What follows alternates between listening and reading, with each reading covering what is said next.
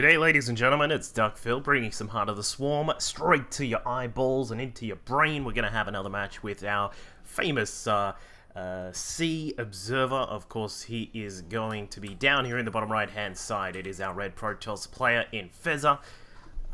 One of, if not one of the best observers in the world. We'll put that out there right now. His opponent is up here at the top left hand side is our Blue Zerg player. It is MoPanda.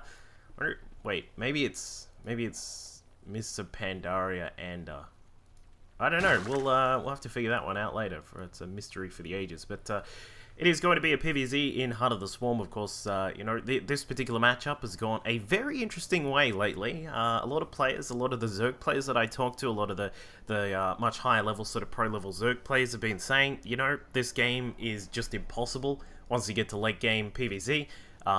Things like the Tempest, even the carriers coming out from time to time are just ridiculous to deal with. Of course, the Void Rays, I'm sure, are adding to that mixture of issues that the Zerg players are dealing with. But, you know, we'll see how inFeZa is going to go about things today. And of course, how his opponent is going to play. Of course, you know, there are some various things that some Zergs have been trying. Of course, if you've been watching some of the streams, there are some interesting, particularly Swarm host timings off, whether it be off 2 bases or perhaps off 3. It sort of depends how you want to do it. You can do some things with Nidus Swarms that can also be really interesting. But yeah, obviously we'll keep an eye on what's going on. It does look like MoPanda is going to get his spawning pool down first. Wants to make sure that he has that protection from any early shenanigans from inFeZa right at the start. Just going to keep that probe patrolling around here, keep him in the way if this hatchery tries to go down. But while we wait for things to actually get going, of course, thank you all for you know, tuning into some of the casts recently. We've had some really good games, of course, from Thorzane versus ST0. Hope you all checked that one out. That was really fun. There have, of course, been a lot of goodie games, and, you know, there's been some new stuff from the new Root member Succeed. Hope you've checked him out. He's a really interesting player. I am struggling a little for Zerg replays from Heart of the Swarm. You know, I do get sent from time to time some really good Zerg replays, but you know, it's usually under a sea of Protoss and Terran replays. So if you are a Zerg player and you know, you've got some really decent content that you'd like to see cast, so please feel free to send it through to duckphillol@gmail.com, and you know, I can have a look and perhaps get some casting going, because yeah, basically it's mostly been sort of, and I mean sort of from the perspective, like the main player of the cast is a Protoss or a Terran player. It's not too often that I've had Zerg players, so you know, we'll see how we go. And of course, I have not been streaming lately. Unfortunately, I've been capped on my internet a little bit lately, which has caused me to have to stop streaming for a little while. I've barely been playing anything at all. Actually, been playing through the Brood War campaign, but yeah, so you know, I'll be uncapped very soon, and then I'll have some more streaming coming up, more Dota 2, more StarCraft 2, other stuff as well. I might even play a little bit of Path of Exile. I've been playing that lately. That is pretty sweet.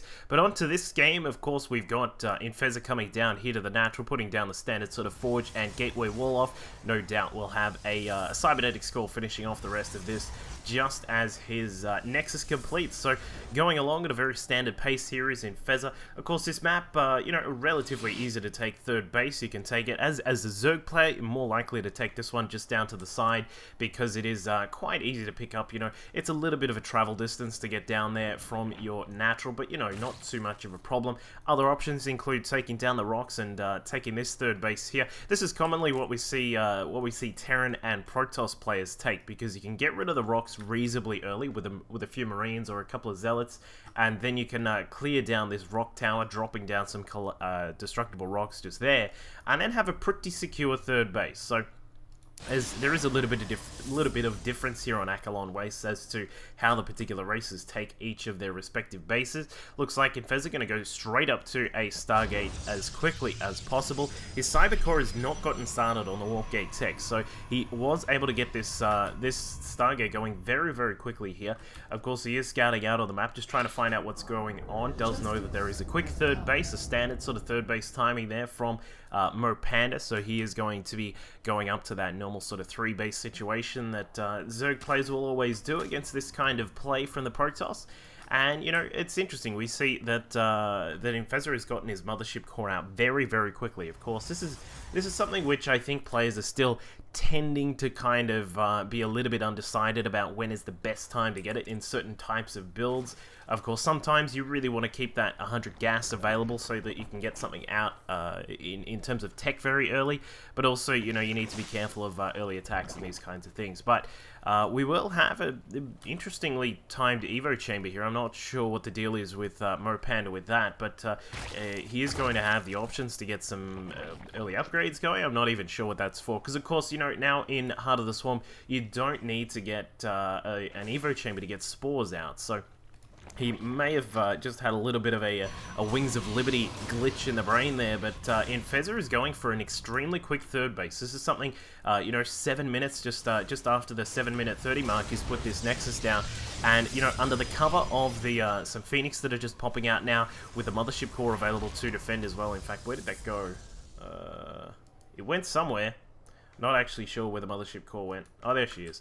Alright, so she's just sitting out the front trying to protect this this front door area of inFeZa's base. Just going to say, look, if you're going to try and send some Lings in, I'm going to know about it, and I'm going to be protected, at least for a small portion, just because the Mothership Core will obviously see that that the Lings are coming and can fire a few shots. But MoPanda has gone up to a reasonably high Zergling count right at the start here. He's looking for perhaps a very quick third base from inFeZa, but he's not going to find it. The Lings just bouncing around now. The third is actually over here, so he is not aware of that just at the moment. Still has no real vision there just as of yet, but he does have some decent map control. Got one of the towers. He should probably look to take the other 3 towers that are out on the map, get some good map presence, and just keep himself in a good position to know what's going on around the place.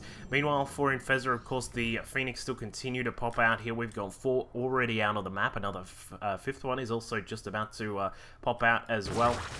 And the work account for these players, it is just gone absolutely berserk for MoPanda right now.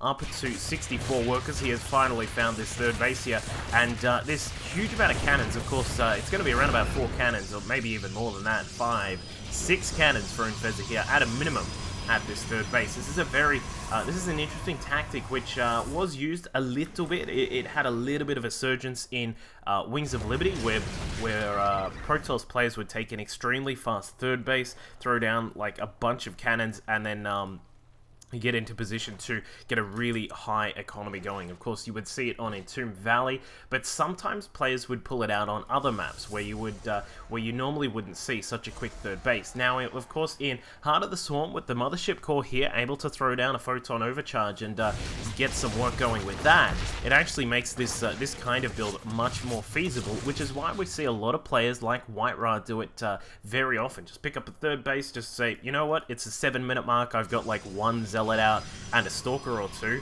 I'm going to take a third base, and you can do it. It's actually quite, you know, a viable strategy that you can use. Now, we'll see how MoPanda is going to react to this. Looks like he has gone straight up to the Hydralisk tech with +2 to Carapace on the way, +1 to melee attacks on the way, which is an interesting decision, just considering he is going for a Hydra-based composition, at least for the initial part of the game. Now, the Overseer from MoPanda has just scouted through, having a quick look at what's going on, and we have actually got the Fleet Bacon already out for inFeZa right now. He's got a 2nd Stargate, and a Tempest has just started up as well. So, you know, things are going to get very interesting very quickly here. And as I said, this is very similar to a build that was used a little bit in Wings of Liberty from time to time. You take the quick third, then just go straight up to that very high high cost, and not to mention high build time kind of build with carriers. Normally it would be, but this time we see inFeZa bringing out some Tempest, which is going to change the way that this goes. So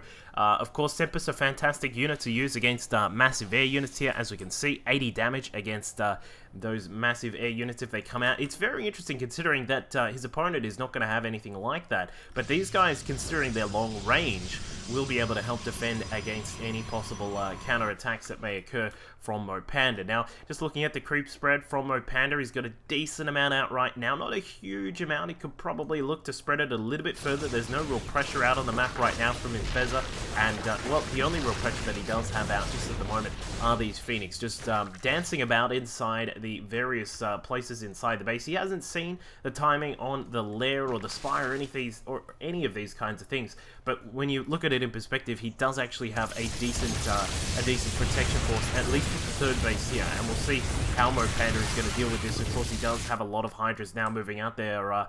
Their groove spines are done, their muscular augments are just about complete as well, and there we finally see, you know, some of the extra upgrades coming along from MoPanda. He's got flyer attacks on the way, burrow. We've also got we've got level 2 Carapace just coming up as well, and inFeZa is going to have to prepare for an attack because of Hydras, and these Lings are now just poking away at the destructible rocks. It looks like this could get very interesting very quickly here, because the Hydras, despite being you know, relatively simple sorts of units in these situations, and given that there are some Tempests in the air, these guys can still get a little bit of damage done. We see a Time Warp go down, the Photon Overcharge on the Nexus just up to the side as well. The Phoenix come through, lifting up some of those Hydras, and he does do a pretty good job of taking those down at quick smart, but the problem is that all these Lings and more Hydras are now streaming inside the base. Unfortunately, the Tempest's very slow to shoot, which means that their DPS is very low, and very spiky, which means that they'll do really good damage, but it's very slow to get it actually get it done. And now with the Cyber Core down, inFeZa is going to have a little bit of a hard time defending against this attack, but he does do a pretty good job regardless. The Photon Overcharge helping up so much, but the Lings are now inside the main base, jumping onto this pylon quick smart, taking that down. Looks like the carrier is also getting started. 2 carriers in fact for inFeZa, so he is going to jet straight up to that very high-powered air-based play from the Protoss side of things. The Sky Toss going to come into effect here, and it looks like MoPanda is going to hold back with his attacks for now. The Lings finally polished off, and they will be all but cleaned out right now. The Tempest providing that DPS from long range. A few Zealots now coming in to help out as well, and behind all of this, MoPanda has gotten up a 4th base, of course, and the 5th base as well. He really, you know, upon seeing those early Stargates that he saw, I think it would have been nice to see those bases get taken a little bit earlier, perhaps even head straight up to a 6th base very quickly. He needs to get a lot of gas coming in. He needs to have multiple hatcheries going with, of course, the Queen Larvae injects as well, because he needs to have the production capability to keep up with this very high-powered Protoss force that's going to be coming out. Of course, you know, we mentioned before, a lot of Zerg players having a lot of trouble with this kind of stuff that comes out, and I think part of the reason for that is that, you know, things, I don't know about this, like, all of these Lings coming out, this could have been a hatchery or 2, it could have been, you know, a few extra drones perhaps. Of course, he is very close to that sweet spot. In fact, he's at the sweet spot that you want to be for a Zerg player, but, you know, these could have been some extra hatcheries here. They're not actually really going to do much on the ground right now. Some Zealots are now out. The Tempests will do their best from the high ground as well, or above the high ground, I suppose. The Phoenix coming out, lifting up some of those Hydras, and as we can see, double Simon being killed by inFeZa right now, just to make sure he has those upgrades coming along for the air units very soon. Graviton Catapult also on the way, and it looks like this attack will get deflected, and inFeZa will be free to pick up this 4th base very soon, despite that pesky Zergling going to be sitting out there now as well. But that is going to be cleared out. There we go. Meanwhile, for Panda, again, he's just sort of, he's grabbed a lot of Lings. I'm not, unless you're going to be doing some drops, like multiple drops around the map, I'm not really sure this is the best way to go about things. I think moving into things such as the Vipers, being able to pick up a nice Viper force with some Hydras, and then, of course, Corruptors. Where are all the Corruptors? We really need these guys. Of course, Corruptors have a very hard time when it comes to dealing with Void Rays. Of course, the Void Rays in a large number, able to activate their prismatic alignment, are able to do some really good work against Corruptors. But the fact of the matter is, they are pretty much the best anti-air unit that Zerg have, given that there's not too much else for that kind of role. But you know, throwing down Corruption, utilizing a large Corruptor force, and there we go, he is actually getting started on it. 13 Corruptors now in production, plus 2 on their attacks will be done very soon as well. Level 2 melee attacks is also just about to complete for those Lings on the ground as well. And yeah, I'm still sort of questioning the production of any sort of ground units right now, unless it's Hydras. You know, how effective is that really going to be against Tempests, against Carriers, and now against some Archons too? So, you know, we'll keep an eye on what MoPanda is going to be doing about this. He does have these extra gases now, so he's got 10 gases coming in total, perhaps a little bit overeager at that one there, but not to worry, at least it's coming in at full throttle.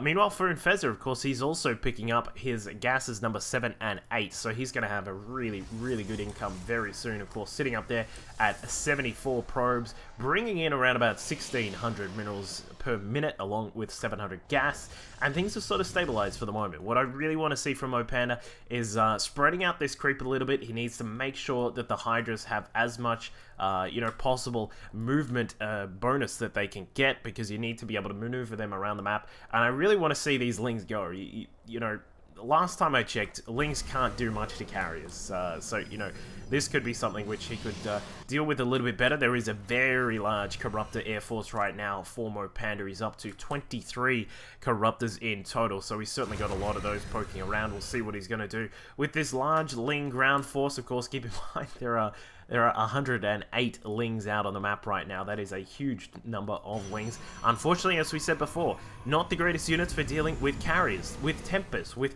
a lot of cannons on the ground, now with Archons as well. What is this going to do? We'll see in just a moment. It looks like he's going to try and bust through that front door. Ling's not really getting too far. The Archon's able to splash all over those Lings, and they get just absolutely obliterated there. Just a completely, you know, I really hope he's trying to just throw away some of that supply, and it looks like he is indeed. Another 13 Corruptors are being built right now, so he is going to add quite a lot to his Air Force, and, you know, this is almost going to be a purely Corruptor army from MoPanda right now, so this is going to be a little bit of an interesting game. Meanwhile, for inFeZa, of course, his charge is done. No Storm just as of yet, but of course, if you can add in a lot of carriers and Tempest, I don't even think it's needed at this sort of late stage of the game. He's got his +2 ground weapons on the way. Shields are also being upgraded right now. Third base is still looking pretty good. We got a lot of minerals here. The main and the natural, of course, starting to get very low right now. His fourth is also still looking quite eager and willing to bring in a lot of minerals, and you know, we'll see how that goes. MoPanda now up to 6 bases. Of course, he's trying to get as much income as he can. I still think perhaps, you know, at this sort of stage of the game where he needs to have as much reproduction capability as possible, because these Corruptors, you know, these guys have got +2 weapons. They've got no armor, but they do have +2 weapons. So what's going to happen in most of these kinds of fights that I see is that the Corruptors, they'll take down generally, like, you know, let's say they take down about half of these forces. Let's say they take down some of the Tempest, some of the carriers, and then, you know, you get to a point where, alright, all the Corruptors are dead. What do we do now? You resupply again on the Corruptors. You maybe start to add in some Hydras, so you do have some ground forces as well, so that you're not completely relying on Corruptors. Maybe even start to switch over a few into Broodlords, and, you know, we'll see how it goes with that. The Hydra's just pushing across to the side, not really getting too much damage done. Again, another Burrowed Ling just blocking off that base from inFeZa for the moment. The creep spread has reached across a very decent portion of the map here, so MoPanda will have good mobility across to most of his bases, not to mention through this middle section of the map. And, you know, it looks like he has started to pick up a couple of Broodlords. I'm not sure how I feel about this this total of Broodlords. We've just lost a heap of those Corruptors, and, you know, he's moving towards a very Wings of Liberty style army here. I'm not sure how I feel about adding in all of these Broodlords. Maybe half of these would have been a little bit nicer, just given that there is so much anti-Broodlord here. We've got 6 Tempest out. These guys with +2 weapons do 90 damage to Broodlords. Each shot, 90 damage. 6 times 90. I'm not a calculator, I don't know what that is. So he's just going to be absolutely tearing apart the Broodlords if they get in range. Of course, the Corruptors will be here to try and deal with that in their own type of way as well. Not to mention a few Infestors on the ground, but these guys have had their pants nerfed off, essentially. The fungal growth not where it used to be before. Of course, a very powerful way to deal with armored units of the Protoss army. And, you know, the infested Terrans also have been dealt quite a blow. No more upgrades for them. Their eggs have got a little bit of a lower HP count, and, you know, we'll see what inFeZa is going to do here. He may even just be able to sort of turtle up, take a 5th base, and then just say, alright, come at me, because I've got all these carriers. We've got a total of 8 carriers out on the map, 6 Tempest. We've got 6 Archons on the ground as well, and it looks like the fight will be on. We've got the Infestors trying to move into position to get a good fungal growth off. They get a fungal growth, but it's only on 1 carrier, so perhaps not the best utilization of that. And now the infestors have moved in position there, throwing down a couple of infested Terrans, but really what is this going to do? Looks like the carrier does go down quite quickly. The Corruptor's now moving inside the area of attack as well. The Archon's protecting them for the time being. Of course, the Temper's firing from long range as well.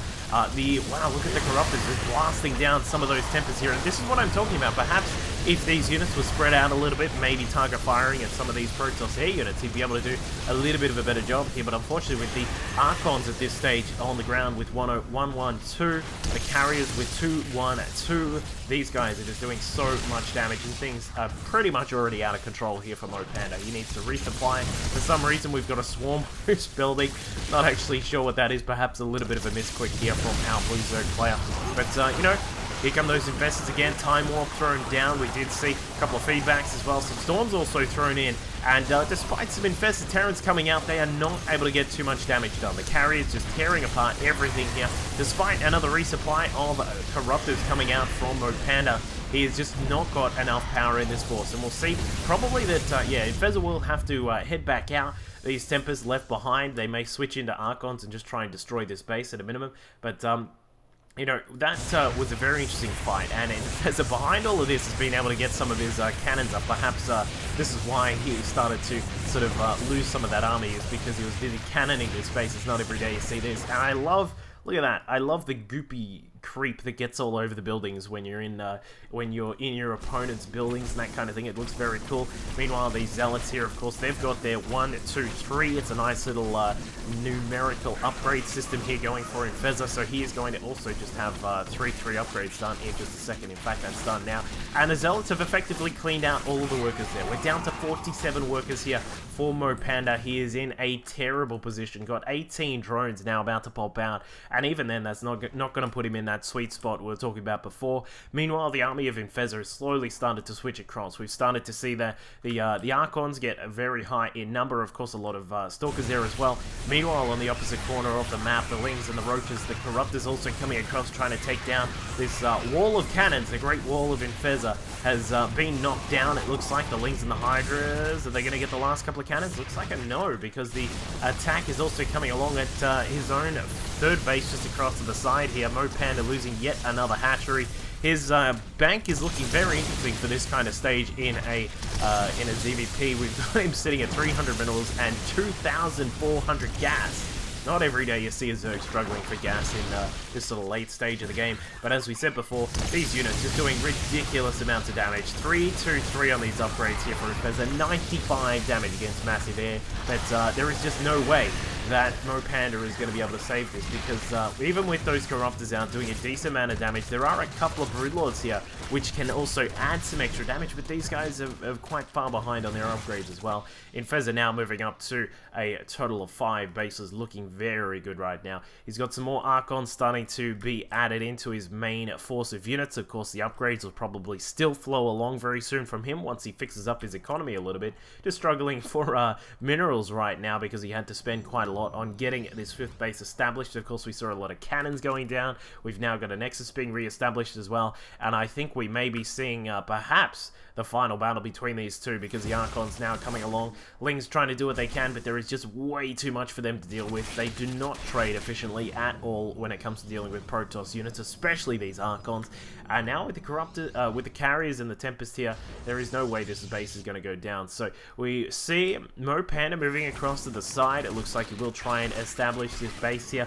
The 5th base, if he can get that going, then maybe he can, you know, try and make some sort of flimsy attempt at a comeback, but unfortunately, with the carriers, the Tempest, the Stalkers, and everything all moving across to the side here, inFeZa is just going to be able to mow down all of these units. The Stalkers blinking on top of the Broodlords, or underneath the Broodlords if you want to get technical, and take them down with ease. A couple of storms there thrown in to deal with those infested Terrans, and that base goes down, effectively causing the end of this game right now. I think we'll see a GG in a second, as inFeZa moves to clean up the remaining units here. The infestor's not really having a good day being taken down, and that is going to be it. So very nicely played by inFeZa. We saw a style very similar to how Parting played in GSL Code S round of 16 group D, I believe, against Boom Boom, where he took a very quick third base, defended it with a lot of cannons, a little bit like playing as a meching Terran player, just sort of say, alright, I'm going to sit back and siege up this area, and you're not going to come through,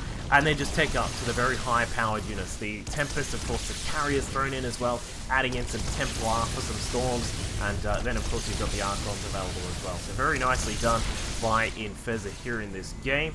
You know, I really like seeing some of that kind of style there, where you're bringing out these high-powered units right from the start, investing quite a lot in an army very quickly.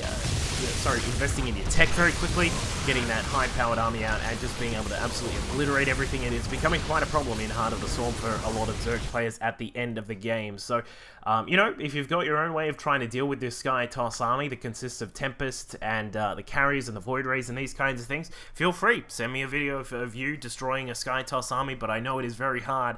And regardless, make sure you are subscribing to the channel here. We got some more stuff coming up very soon, and I'll catch you all next time. Cheers.